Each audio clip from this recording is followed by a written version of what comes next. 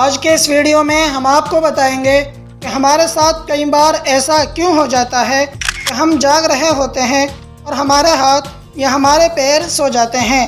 कई बार तो पैर इस कदर सुन्न हो जाते हैं कि उन्हें उठाना यहाँ तक कि हिलाना तक मुश्किल हो जाता है और एहसास होता है कि जैसे शरीर में कोई पैर है ही नहीं। तो आज हम आपको इसका कारण बताएंगे, साथ ही साथ आपको ये भी बताएंगे कि आप और हम इस चीज़ का समाधान कैसे निकाल सकते हैं और हाथ पैर सोने का क्या मतलब है। हाथ पैर का सुन्न पड़ जाना या सो जाना सामान्य बात है और ये आप में से हर एक के साथ कभी ना कभी ज़रूर हुआ होगा।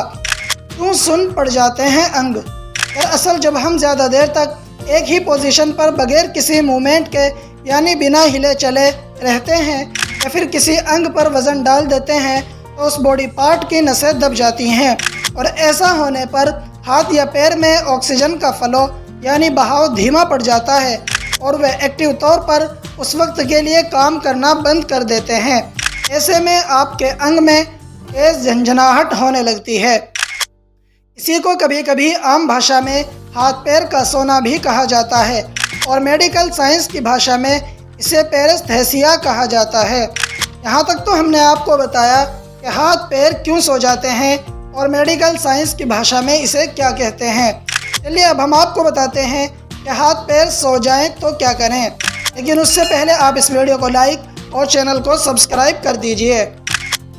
जब भी आपका कोई अंग सो जाए, चाहे वह हाथ हो या पैर हो या टांग हो, तो आप उस अंग को कुछ देर के लिए हिलाए चलाएं। इससे यह होगा कि वह अंग फिर से सामान्य स्थिति में आ जाएगा और झंझनाहट भी बंद हो जाएगी। अब आपको बताते हैं कि हाथ पैर सोने या इससे पैदा होने वाले झंझनाहट का क्या मतलब है। दरअसल बॉडी पार्ट्स में होने वाला झंझनाहट हमारे दिमाग को सिग्नल देता है कि आपने काफ़ी देर से अंग का कोई मूवमेंट नहीं किया है या फिर इस पर वज़न पड़ रहा है। इसके बाद हम बॉडी को मूवमेंट में लाते हैं या फिर अंग पर पड़ने वाले वज़न को हटाते हैं। इसके कुछ देर बाद हमारे हाथ पैर सामान्य हो जाते हैं। कई बार ऐसे वक्त पर अंग की मालिश भी की जाती है ताकि खून की चलत फिरत सामान्य और पहले जैसी हो जाए। दरअसल हमारी बॉडी में बहुत ही महीन यानी बारीक नसें होती हैं जिनका काम दिमाग को सिग्नल भेजना होता है। ये नसें सेल फाइबर से तैयार होती हैं।